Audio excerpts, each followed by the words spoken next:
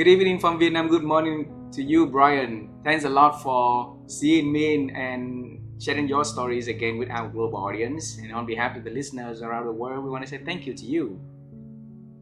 Oh, you're welcome. I am so excited to talk about this because it's so different than podcasts I've done in the past. And for you being in Vietnam, it makes this thing extra special, this conversation. Yeah. Brian, I never read books outside of the business world. So this is really my first time reading it, and it's really touching. And it makes me feel like I know a lot more about you and what you've been through. And I want to say congratulations for writing it to share your stories because a lot of the people will find it relevant to their lives. So thank you for writing it. Okay. You're welcome.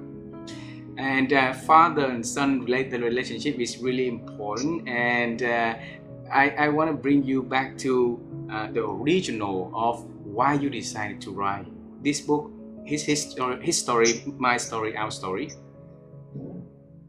Well, when my father passed away in September of 2020, it was unexpected. As I write in the book, just days before his passing, I saw his picture on Facebook and I thought, dang, he looks really good. He looks like he lost a little weight. He's happy. So to find out that 3 days later he was gone was a shock. He had written pretty extensively about his time in the Marine Corps and his time over Vietnam during the war.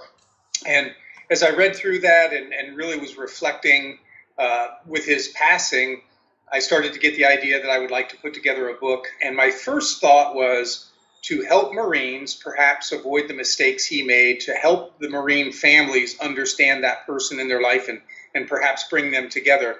But then the more I wrote about it, one, it was cathartic for me to reflect on my life and our relationship.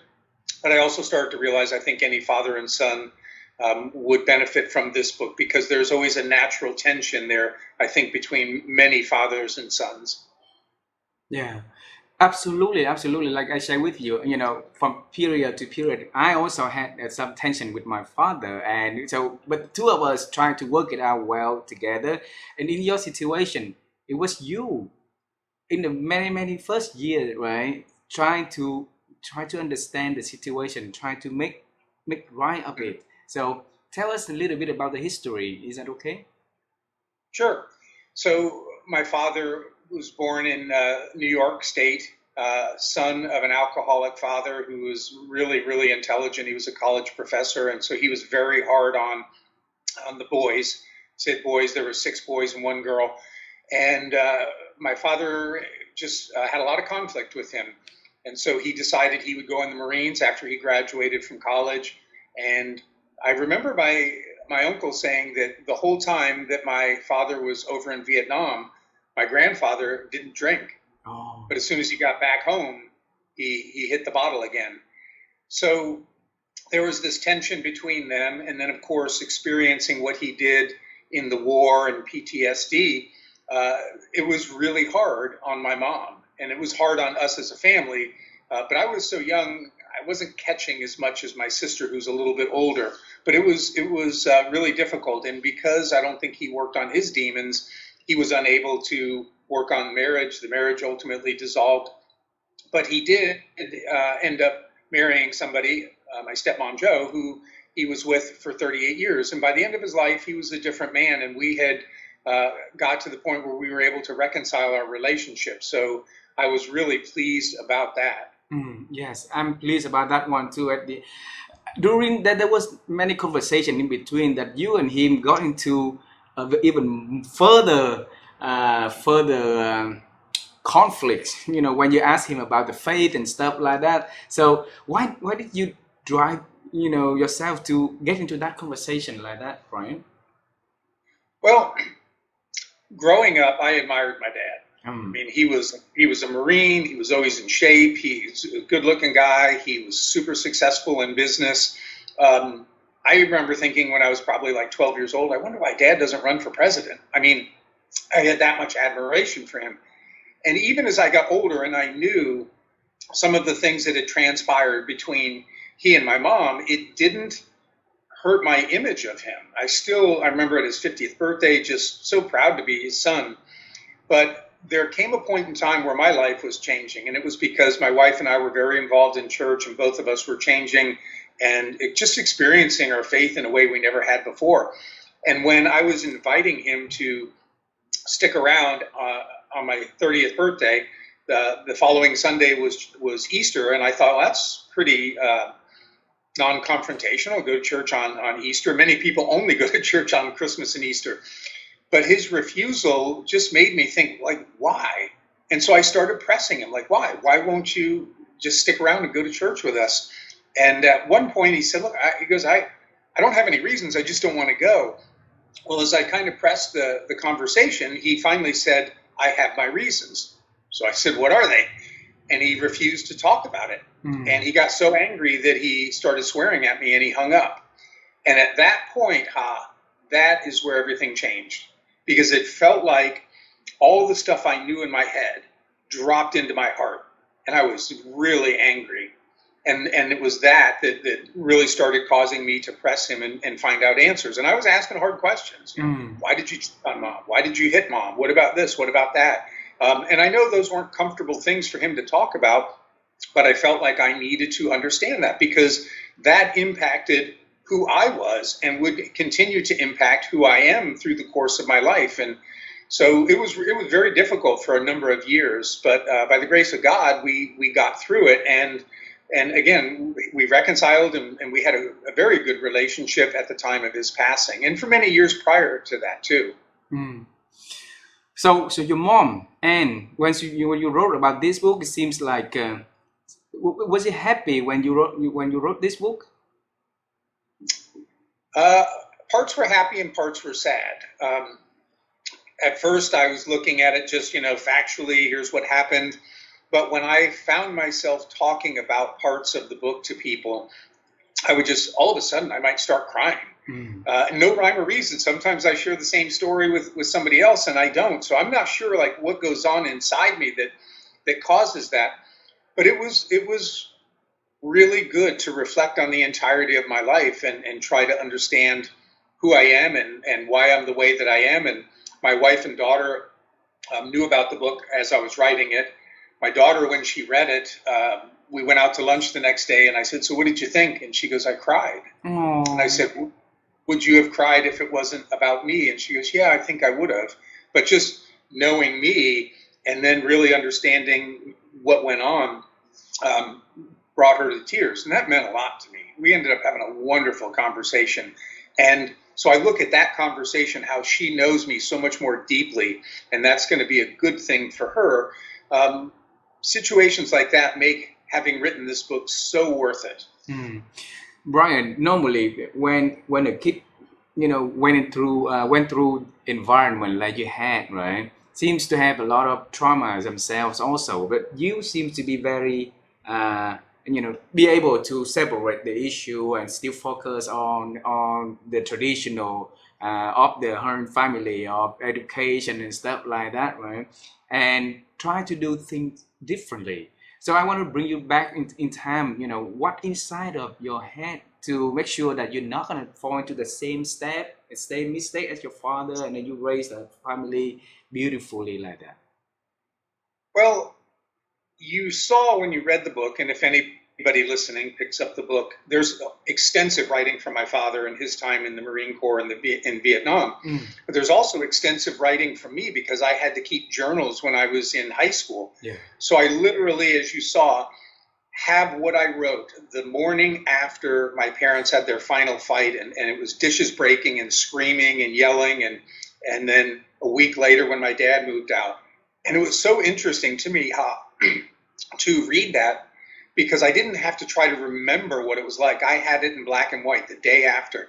And so to recognize as a 15-year-old, I was trying to figure out, how is this going to impact me? Is my dedication and discipline just going to go to hell because he's not around to make sure? And I wrote, that neither one of my parents by themselves could control me because they were too busy. But together, there was always one looking out when the other wasn't. And so I really was grappling with, is this going to impact my grades? How will this impact me as a person? I was blown away that I thought so deeply at that age. And I think whatever that character trait was or is carried throughout my life. And that's what made me so intentional about how my wife Jane and I were raising our daughter, to try to not let some of those negative family legacies be passed on and create a different path for her. And I think we did a really good job. I think my daughter said, you know what? She goes, there's nothing I would ask you to change in how you raised me. And she goes, even if there were certain things you would have pressed harder on, like maybe grades in school, she goes, I don't think it would have made a difference because I just didn't enjoy school. But she goes, I think you guys did a great job raising me. And that meant a lot. Yeah, your father and you has a lot of things in common, Brian. I can tell when I read the book. I think his father went back with his secretary, right? That your father will not, and your father would not pass the university in a few weeks and stuff. Then he came out the A list, and then you went to university and you also tried the best out and stuff like that. So when he knew that you also have that competency, I mean the drive to be great like that, what did he tell you? Well, first let me say that the lady who was editing the book, as we were talking one day, she said, you know what? She goes, your dad was a crap husband, but he seemed like he was trying to be a good father. And as I reflected on spending time with him, going to football games when I was a little boy, when he would take me, and that he was always at practices if he could be there and things, I think that he really was. And in spite of his misdeeds, and they were many, he really did raise me with a strong sense of right and wrong, and a strong sense of, when you commit to something, you don't quit. Yeah. And so I have so many traits that have allowed me to be a success in business and in my marriage and as a father in life in general. And I owe much of that to my father, and certainly to my mother too, because she's the one who raised us when he was away. The interesting thing, though, he was never like directly acknowledging a lot of the things, and that was something I was kind of like craving. I was like, I want to know that you're proud of me, and I want to know that you love me, and I think it was hard for people in that generation to acknowledge those things. But anytime I would talk to one of his brothers or his sister, they would say stuff like, "Oh my gosh, your dad thinks you walk on water. He's always talking so highly of you and telling us about what you're doing in sports and what you're doing," and that felt good. But part of me was like, I felt like I needed to hear it from him, and so I make it a point to always let my daughter know. If something hits me, like I had just shot her a text the other day, and I said, Abigail, when you and Mom got back from Pennsylvania, and you came in and you just hugged me and you were squeezing my cheek and telling me how cute I was, it was like you were like my little girl. And I said, I loved that. And that meant a lot to her, because she texted back, she goes, I don't know that I'll ever fully grow up. But being able to lavish praise and love and things, I think, are so important. And I know this too, that our daughter said once, she goes, I know that I'm loved. I know that God loves me, and I know that you guys love me, and I know that my friends love me. So she's not lacking for that. And that's, life's going to give enough challenges. She'll have her own sets of challenges. I don't need to add to those. So have you, did you wonder why didn't he apologize to Anne? I think, how sometimes you can get into certain dynamics. I think most people can kind of feel this, that maybe you're a full-grown adult and you go home for some holiday and you all of a sudden feel like a kid because you're with your parents, and they may treat you even a little bit like a kid because you still are their child, as opposed to a fully grown adult who's independent. And so I think that whenever my dad got into situations where there was going to be any interaction between he and my mom, or her name is brought up, it probably emotionally set him back. And so that's only my guess as to why he never reached out. But I will tell you, when I wrote in the book about how I had dated somebody and then met my wife, and Yes. first night we fell into bed together, and I had to go back and tell that girl what happened, and it was devastating for her. Many years later, I had conversations with her, and I apologized. And I apologized to the man that she had married, and said, we were just kids and didn't really know what we were doing. But if I had to do over, I would do it differently, because I knew that impacted her, which impacted their relationship. So the thing I think I take away from that is, even though my dad didn't teach me to apologize, I'm pretty good about going back to people and saying I'm sorry. And one last example I'll give you: the incident that took place when I was in high school in the library and I got kicked out, and I would not apologize. I found the librarian through the internet. She's living in Florida, and I called her up and I said, is this Linda? And she said, yes. And I said, this is Brian Ahearn. And right away she goes, oh, Brian, how are you? She was so nice. And I said, I wasn't sure you'd remember me. She's like, I remember you. And I told her about the book and the incident, and I said, I just wanted to call to apologize. I said, at 17, I couldn't put those pieces together to know why I was so angry. And I said, I always felt like if I had apologized to you in the moment, you would have been let it go. And she goes, I would have, but you needed to learn the lesson. And I said, well, it might have took me a long time, but I learned it. Wow. And it meant the world to her that 40 years later, out of the blue, a student calls and remembered her and just said, hey, I'm sorry. And I think it gave her a sense of, you know what, I did do the right thing, and he learned the lesson, and we're both better off for it. I didn't read that part on the book. I only read the part that you got kicked out of the library. But make that call and apologize to her for 40 years later, that is significant. Was it in the book? No, because the book had been written, and I just started to get curious and thought, I wonder if I can find her, because I also wanted to send her a copy of the book, since that was a pivotal moment in my high school years. Wow. That is a prime example for a lot of people knowing, we can make mistakes today, but it's always time for us to make it right again. It takes courage to do that. And it takes the intention to doing that also. So you did very, very well. Thank you. I like to ask this one. It's a moment that your father had in Vietnam. All right. So he put a gun out into to the soldier and say, okay, if you keep hitting the person who's about to die, right? So you're gonna blow the head up. When he talked to you about that, how did you feel?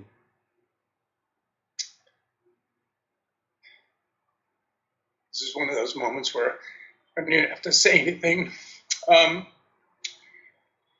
was proud that, and it let me know, as I wrote in the book, that he had not totally lost his moral compass, that in the probably worst time of his life, that he was willing to put his military career, potentially his life, on the line for somebody who was the enemy. I mean, it was a Viet Cong soldier who had been got shot, and it was the South Vietnamese commander who was kicking him and trying to get information from him. And that's the person I'm really proud to call my father. And as I put in the eulogy, that even though he wrestled with his own sin to the point of asking somebody once, do you think I'm going to go to hell for what I've done? I think in a moment like that, he displayed the love of Christ, because he was willing to sacrifice himself potentially for someone who literally was the enemy. And I think that's the epitome of God's love for us. And so as I thought about that later in life, again, it just made me proud. And it made me think, as a son, we want to know that we've got the stuff of our father, at least, the good things.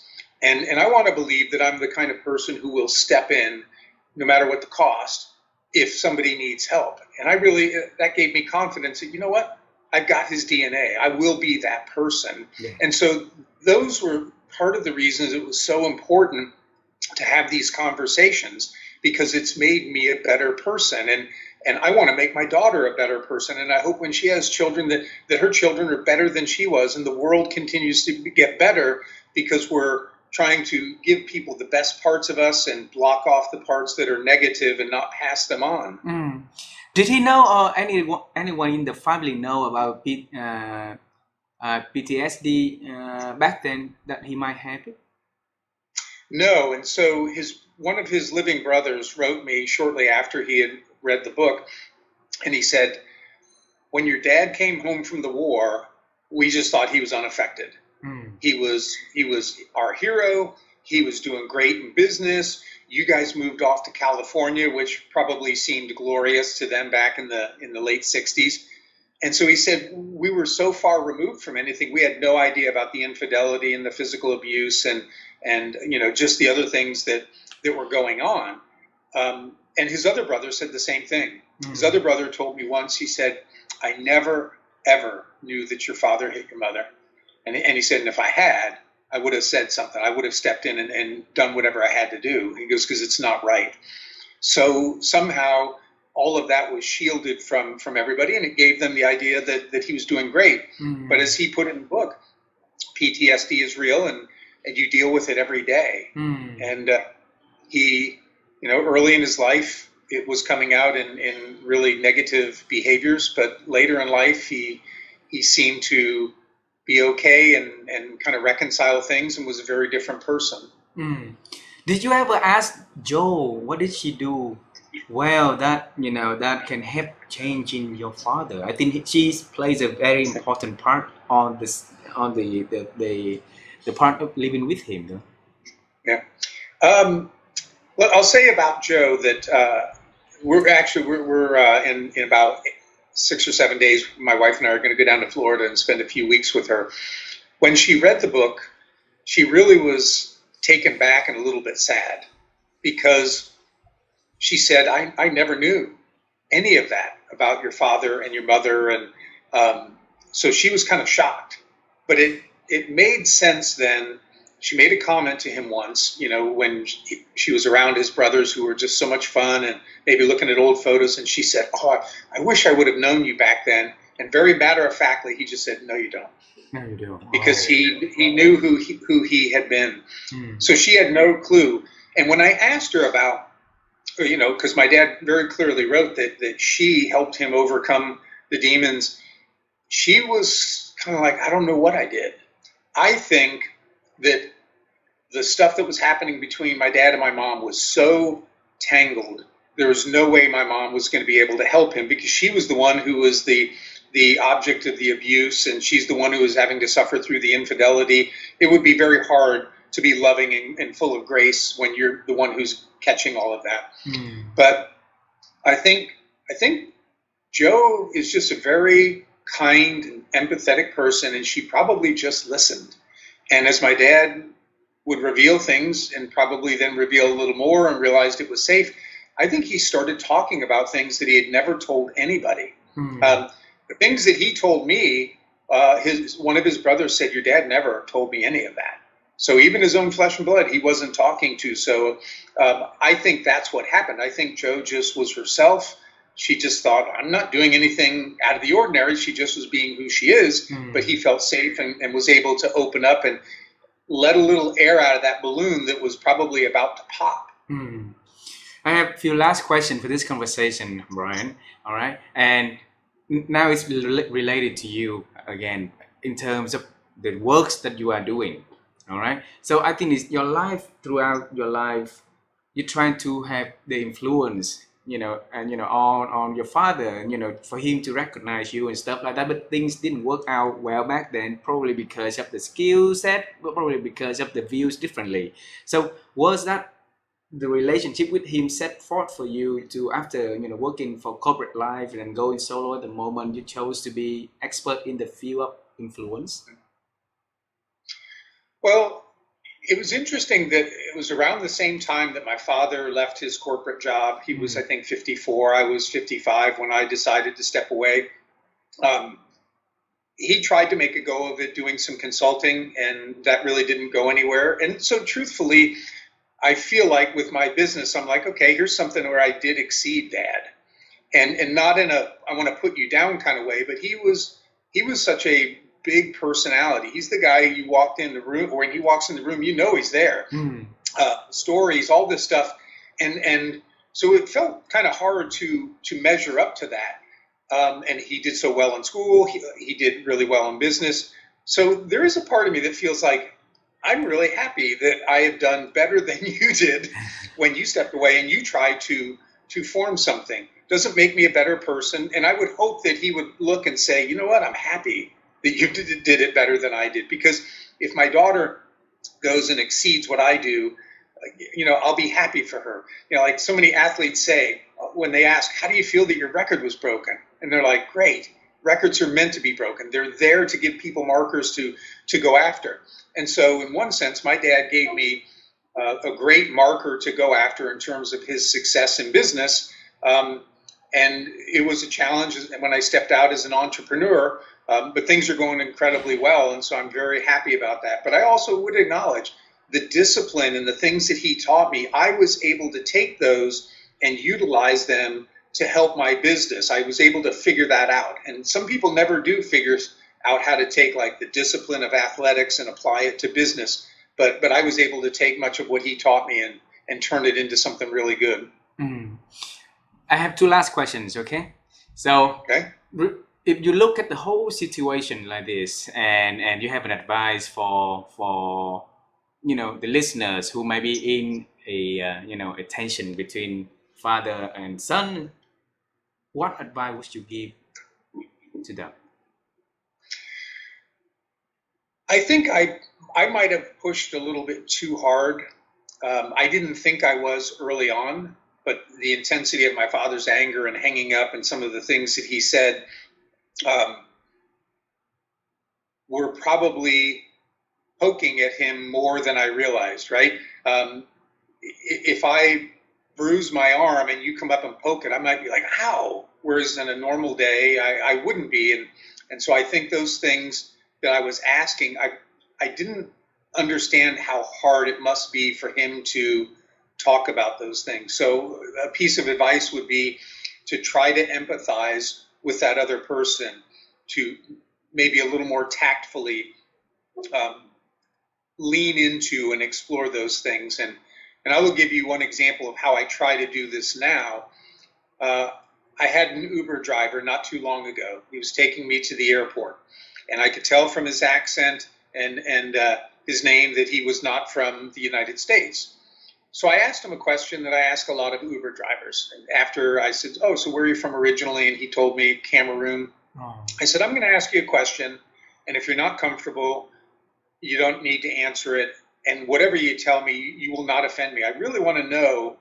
And then I said, what is it like to come to America? I mean, is this a bad place like some people say, or is it good? But by giving somebody the freedom to say, if you're not comfortable, please don't feel like you have to answer it. And to let them know that I really want to know your honest opinion. You won't hurt my feelings or offend me. That opens up people all the time. Yeah. I think I've only had one time where somebody did not want to talk, and I just let it go at that point. But almost every other time, what I have found is people want to express themselves. They want to be known. They want to have conversation. And so almost every time people are like, thank you so much for asking. And that's what he said. And he talked for about 30 minutes. We had a great conversation. So that's how I more gently approach people now. Okay. I'm going to practice that one now with you. Okay. So the last question to me, I put it on the list and I was like concerned about it a lot. But I'm going to ask this question. And if you're not comfortable with answering it, it's your choice. Okay.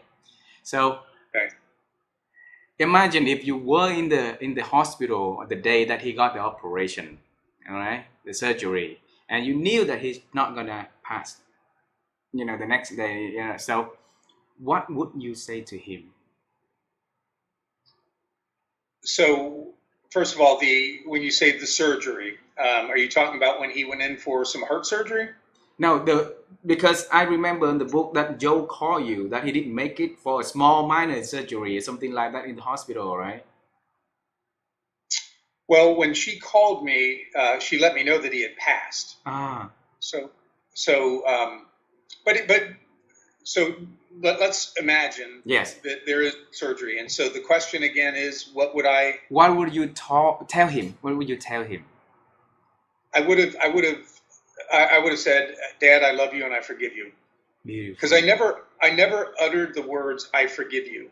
And I think the way we reconciled, there was forgiveness. Sometimes it is unspoken, but we certainly were enjoying each other. I could tell how much he appreciated when we would come down, and we had a lot of fun.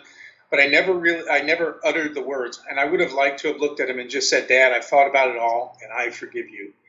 And I think that would have meant the world to him, because even though he might have had a hard exterior, as an example, because of the rift between him and my sister, he was not invited to her wedding. I walked her down the aisle. Joe told me a few years ago that when my sister sent him a wedding picture, mm-hmm. he cried. Yeah, and it just meant so much to him. So I think that hearing the words "I forgive you" would have meant a lot, even if he wasn't thinking about, I wish he'd forgive me. I just think it would have meant a lot. That's what I would have said. I love you and I forgive you. I love you and I forgive you. Brian, thanks a lot for writing this book. You know, when I read it, you know what I did? Right. I text my father. Then the next day I book a ticket and fly back to have dinner with him, just the two of us. So thank you for sharing that. I'm sorry. Thank you for sharing that, because the intention of the book is to impact people by being honest about our story. And to hear that you did that, and I recorded one other podcast around this, and that individual had served in the Army, and he said, I feel convicted, like I need to go back and talk to my sons and say I'm sorry for some things. The next day he emailed me and said, I want you to know I talked to my oldest, and I've got a time set up to talk to my youngest. That warms my heart. So Thank you for sharing that. Thank you for writing this, Brian. And I hope that you feel release of all the feelings for those years accumulated within you by writing it out, and with the life lessons for a lot of people out there to relook at the relationship that they're having and try to work it out themselves. So thanks for sharing a lot of personal stories in your life in here, and it's really touching me, and I know it's going to be touching a lot of people out there for them when looking for a resolution. So thank you. Oh, you're welcome. Enjoy the rest of your day with your family and the weekend. Yes, thank you very much. I will. And please say hello to your wife Jane, and then Abigail and her husband and her son, right? They don't have any kids yet. Sorry. So Caleb is your sister's son. Caleb is my sister's son. Yes. Yeah. But I will tell you, on a very positive note, my wife told me that, Abigail and Tyler started talking about timing of kids, so it's now on the radar. Fingers crossed. Finger crossed. Let me know when you have have some updates, and I'll send a note from Vietnam to Abigail. Okay. Yeah. All right. Thank you. All right, my friend. Bye bye for now. Thank you very much. Bye.